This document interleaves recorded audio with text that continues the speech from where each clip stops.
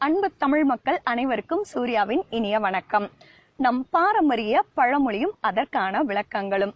மாமியார் உடைத்தால் மண்குடம், மருமகள் உடைத்தால் பொன்குடம். இதனுடைய உண்மையான விளக்கம்: மாமியார் உழைத்தால் மண்ணுக்கு உரம், மருமகள் உழைத்தால் பொன்னுக்கு உரம். ஆக ஒரு விவசாய பெருங்குடியின் வீட்டில் மாமியாரும் மருமகளும் சேர்ந்து உழைப்பதன் மூலமாக அந்த வீட்டில் பொன்னும் பொருளும் செல்வமும் சேரும் என்பதே இந்த பழமொழியினுடைய விளக்கமாகும். சேலை கட்டிய மாதரை நம்பாதே. இந்த பழமொழியில் புடவை கட்டிய பெண்களை நம்பக்கூடாது என்பது இதனுடைய பொருள் அல்ல. இங்கு சேல் என்பது கண்களை குறிக்கிறது. பெண்கள் தன் கணவன் இருக்கும் போதே மற்றொரு ஆடவரை தன் கண்களை கொண்டு அகட்டி காணக்கூடிய பெண்களை ஒருபோதும் நம்பாதே என்பதனைத்தான் சேல் அகட்டிய மாதரை ஒருபோதும் நம்பாதே என்று கூறுகின்றார்கள். களவும் கற்றும் மர. இதனுடைய உண்மையான விளக்கம்: களவும் கத்தும் மர. களவு என்பது திருடுதல், கத்து என்பது பொய் சொல்லுதல். ஒரு மனிதனுடைய வாழ்வில் திருடுதல், பொய் சொல்லுதல் போன்ற தீய குணங்களை மறந்து அவன் நல்வழியில் மேம்படுதல் வேண்டும் என்பதனைத்தான் களவும் கத்தும் மர என்று பெரியோர்கள் கூறுகின்றார்கள். அர்ப்பனுக்கு வாழ்வு வந்தால் அர்த்த ராத்திரியிலும் கொடை பிடிப்பான்.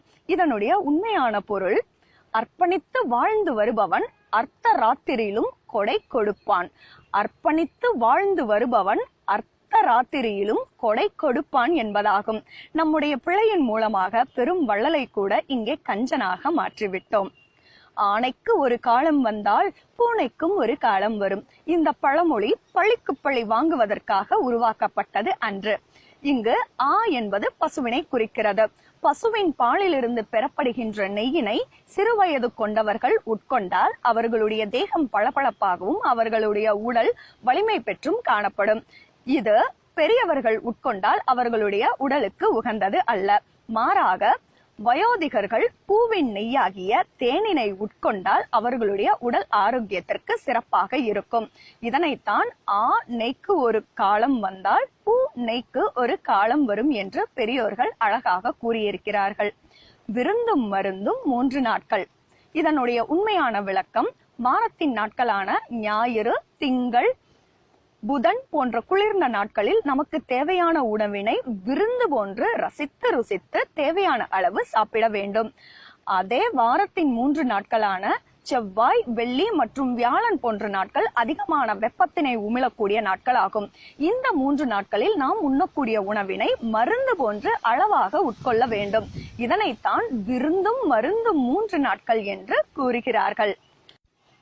உண்டி குறைத்தல் பெண்டிற்கு அழகு.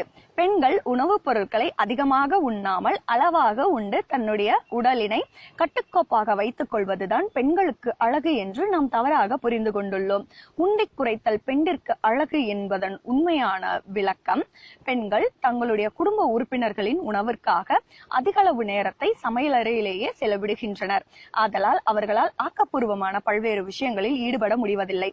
ஆதலால் பெண்களுக்கு அழகு யாதெனில் அறுசுவை மிகுந்த உணவினை குறுகிய நேரத்திலேயே சமையல் செய்ய கற்றுக்கொள்வதுதான் என்பதனைத்தான் உண்டி குறைத்தல் பெண்டிற்கு அழகு என்று அழகாக கூறுகிறார்கள்.